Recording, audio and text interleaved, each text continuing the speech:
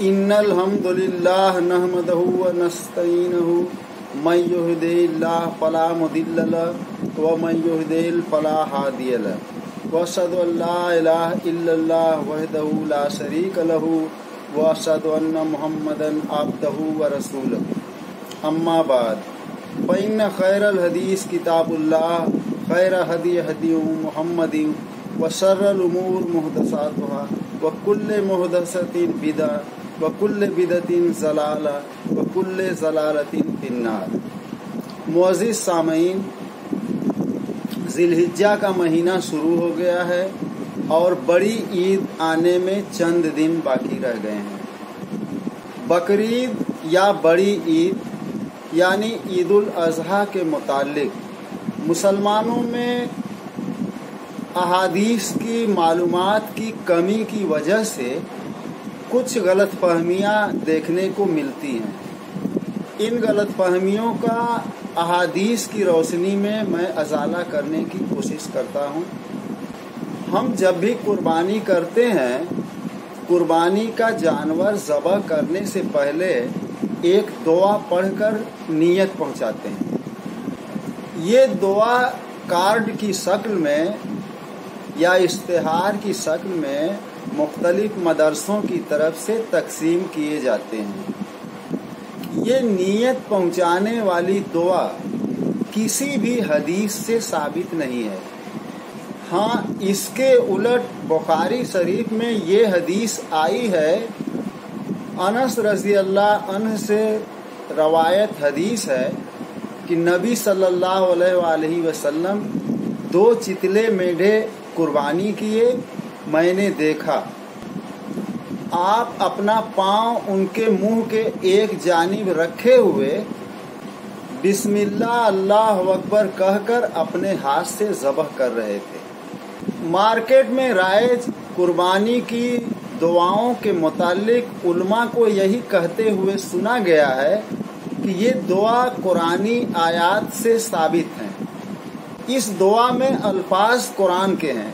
मुझे मालूम है कि सूरह अनाम की आयत नंबर 79वीं, 162वीं और 163वीं आयत को मिलाकर ये दुआ बनाई गई है। मगर सवाल यहाँ कुरान की आयतों पर ख़त्म नहीं हो जाता। असल सवाल तो ये है कि जिस पर कुरान नाजिल हुआ उसको ये बात पता नहीं थी। हमको नबी सल्लल्लाहु अलैहि वसल्लम से आगे बढ़ने का अख्तियार किसने कब और क्यों दे दिया, ये पता ही नहीं चला। जो अमल हमारे नबी सल्लल्लाहु अलैहि वसल्लम से साबित नहीं है, वो दीन का हिस्सा कैसे बन सकते हैं? दीन में नई चीजों का दाखिल करना ही तो बिदअत है।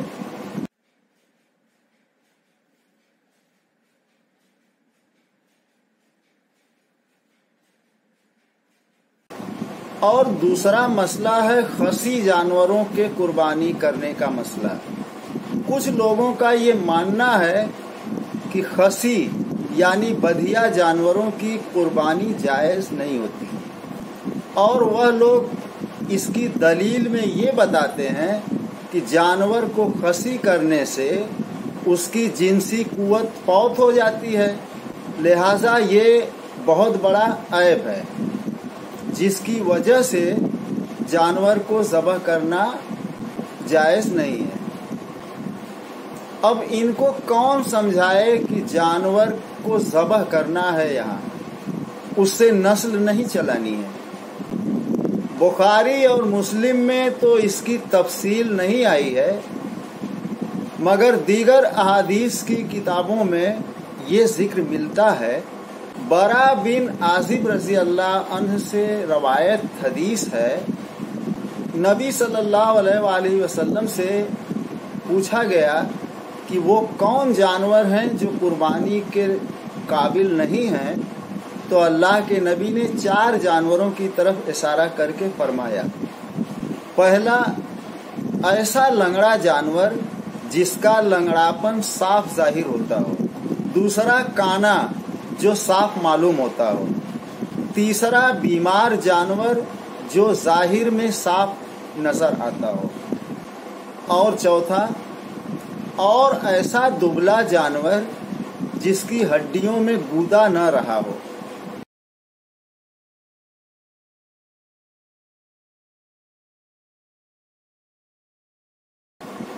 और तीसरा मसला है कुर्बानी के जानवर में अकीका करने का।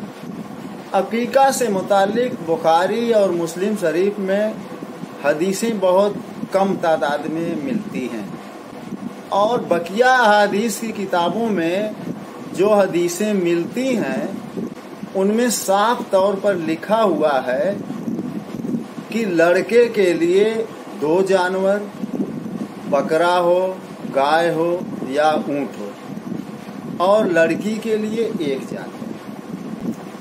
अक्सर ऐसा देखा गया है कि हमारे मुल्क हिंदुस्तान में किसी ने एक भैंस ले लिया हो, उसमें 7 लोगों की कुर्बानी हो सकती है, तो 5 हिस्सा अगर ले लिया गया और 2 हिस्सा बच गया तो सोचते हैं कि इस 2 हिस्सों में लड़के का अकीका ही कर दें। ये अमल सरासर अहादीस के खिलाफ है, क्योंकि अहादीस के मुताबिक जानवर की तादाद बताई गई है और बड़े जानवर में हिस्सा सिर्फ कुर्बानी के लिए होता है। मुअज़्ज़िज़ सामीन, मसला कुर्बानी का हो या किसी भी दीनी शरई अहकाम का, कुरान और अहादीस ये हमारे मेन स्ट्रीम की 2 ही किताबें हैं जिनमें पूरा दीन शामिल है। और दीन में शामिल वो बातें जो कुरान और हदीस से हटकर हों।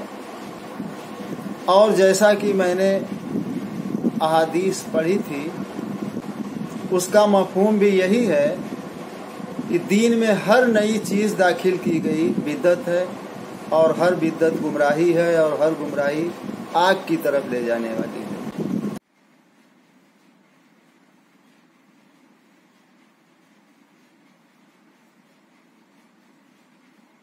मुअज़्ज़िज़ सामीन, मसला कुर्बानी का हो या किसी भी दीनी शरई अहकाम का, कुरान और अहादीस ये हमारे मेन स्ट्रीम की 2 ही किताबें हैं